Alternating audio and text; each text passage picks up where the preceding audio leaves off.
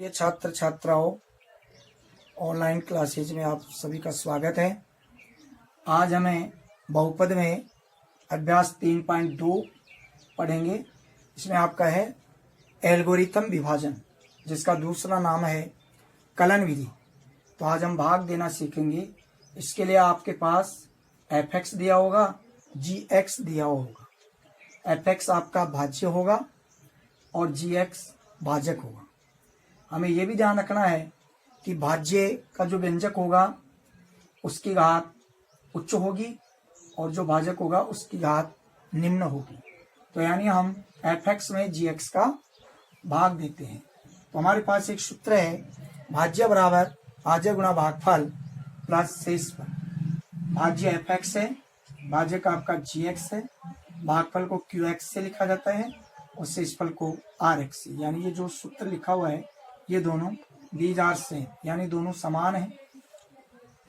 अब आपके question number 1 का पहला सवाल था दिया हुआ है, तो हमें कॉलम बना लेंगे। इधर आपको रखना है भाजक और बीच में रखना है भाज्य। अब हम इसको किस प्रकार से हल करते हैं ये हमें देखना है। तो देखिए, आपके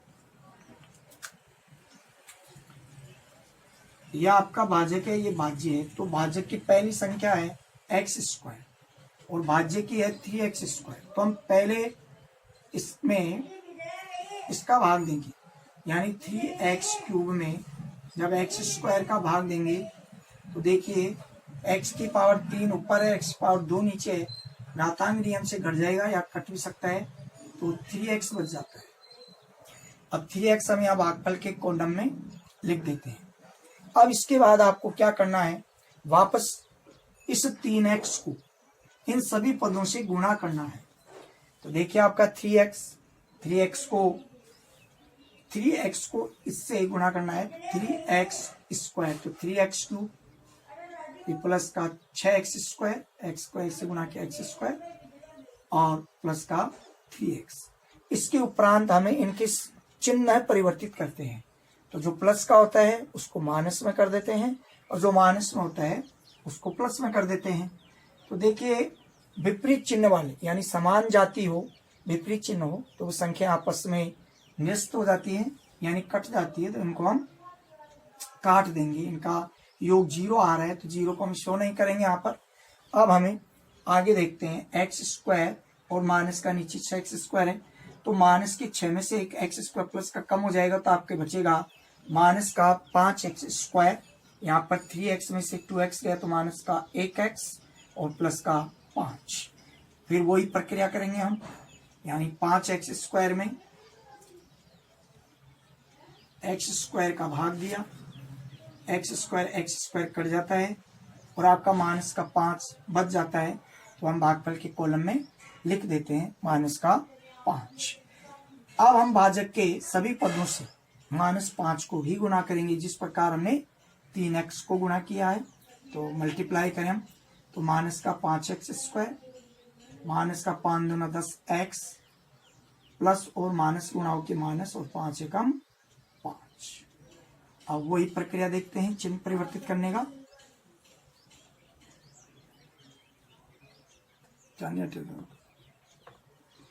देखिए यहाँ पर 5x² और यहाँ पर आपका प्लस का 9x और यहाँ 5 5 10, तो 9x प्लस 10 शेषफल है, 3x माइनस 5 आपका भागफल है। अब हमारी भाग प्रक्रिया यहाँ संपन्न हो जाती है, क्योंकि जो शेषफल आ रहा है उसमें हमें घात देखनी है कि घात अगर मान लीजिए भाजक से ज्यादा आती है तो भाग प्रक्रिया हो सकती है। लेकिन यहाँ पर हम देखते हैं कि यहाँ पर x² रह गया, भाजक में घात स्क्वायर है और शेषफल में x रह गया, इसलिए हमारा भागफल यही पूरा हो जाता है। तो आपका भागफल होगा 3x माइनस 5 और शेषफल होगा 9x प्लस 10। पहले क्वेश्चन का चौथा देखिए, इसमें आपके f(x) बराबर ये दिया हुआ है, g(x) बराबर ये दिया हुआ है। इन सवालों में एक हमें ये बात भी ध्यान में रखनी है, जब मान लीजिए भाज्य और भाजक आता है और मान लीजिए वो एक सममित रूप में लिखे हुए नहीं होते हैं, सिमेट्रिक रूप में लिखे हुए नहीं होते हैं, तो हम उन को घटती हुई घातों के रूप में लिख लेते हैं सुविधा के लिए। इसका पहले आपका सवाल था 1 + 2x + x², तो हमने यहाँ पर लिखा था घटती घात में x² पहले, फिर बाद में 2x + 1, तो इस बात का भी हम ध्यान रखेंगे। चौथे में आपका ये दिया हुआ है, तो देखिए ये भाजक है, इधर रख देंगे और भाज्य बीच में आ जाएगा, इधर हमें भागफल रखना है।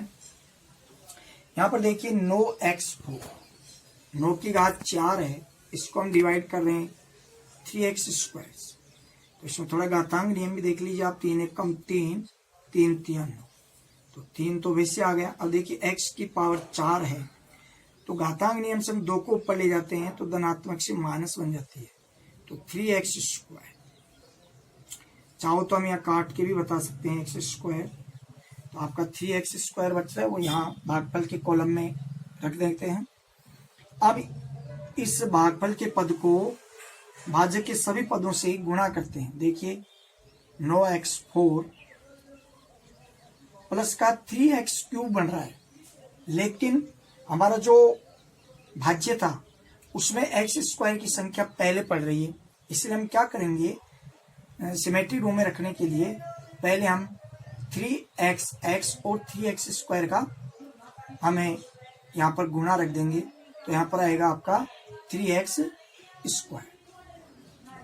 -1 और -3 का -3x², और अब इसका आ जाएगा प्लस का 3x³। चिन्ह परिवर्तित होंगे, ये माइनस कट गया। अब देखिए यहाँ पर -4x², माइनस के 4x² और 3x², जब हम इन्हें जोड़ते हैं तो यहाँ पर माइनस के 4 है प्लस के 3 है, तो माइनस की संख्या ज्यादा है, इसलिए माइनस का चिन्ह, और 4 में से 3 गया तो 1, यानी x²। तो हम 1 को लिखते नहीं हैं, तो ये माइनस का x² यहाँ पर आ रहा है। अब देखिए, तो यहाँ पर माइनस का 1x², तो वो यहाँ रखिए हमने इसके नीचे, और ये 3x³ वही घटती घात के रूप में लिखने के लिए हमने 3x³ को पहले रखा है सिमेट्रिक रूप में। फिर आपका 4 बच रहा है जो एक अचर राशि है। अब हमें वही प्रक्रिया करते हैं, फिर वापस 3x³ में 3x² का भाग देते हैं, तो आपका माइनस चिन्ह तो यहाँ पर है, तो वो भी यहाँ आ जाएगा। x का भाग इसमें दिया, तो आपका देखिए अब इसको हमने गुणा करना है, तो 3x³ हो जाएगा माइनस का x² हो जाएगा, माइनस माइनस प्लस, 1 को x से गुणा करेंगे x आ जाएगा। इसके बाद हमारे को चिन्ह परिवर्तित करने होंगे, तो देखिए नीचे माइनस है प्लस बन जाता है, माइनस है प्लस बन जाता है, प्लस है तो माइनस बन जाता है, यानी हमें विपरीत चिन्हों का ध्यान रखना है। अगर माइनस आता है तो प्लस करिए, और प्लस आता है तो माइनस करिए। समान जाति की संख्या आपस में जुड़ जाती हैं, चाहे वो धनात्मक हो चाहे ऋणात्मक हो। देख लीजिए आप, यहाँ पर x² से x² निरस्त हो गया है, इनका योगफल 0, समान जाति विपरीत चिन्ह, इसी प्रकार ये भी कट के 0 हो गया। अब आपका जो प्लस x था वो माइनस का हो गया, इसलिए हम इसको -x से व्यक्त करेंगे, और साथ में आपका प्लस का 4 आ जाएगा। तो ये तो रहेगा आपका शेषफल, और ये रहेगा भागफल।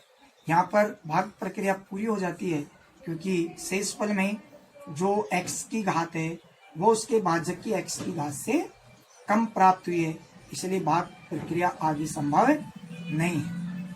अब हमें क्वेश्चन नंबर 1 के से सभी प्रश्नों को इसी क्रिया विधि के द्वारा कलन विधि से हम कर सकते हैं। गृह कार्य में आपको क्वेश्चन नंबर 1 के सभी हल करने होंगे।